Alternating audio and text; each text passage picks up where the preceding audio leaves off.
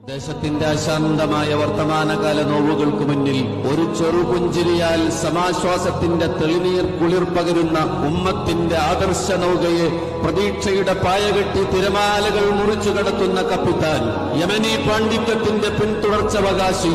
പ്രവാചക പാരമ്പര്യത്തിന്റെ പ്രൗഢം മുദ്ര ചാർത്തിയ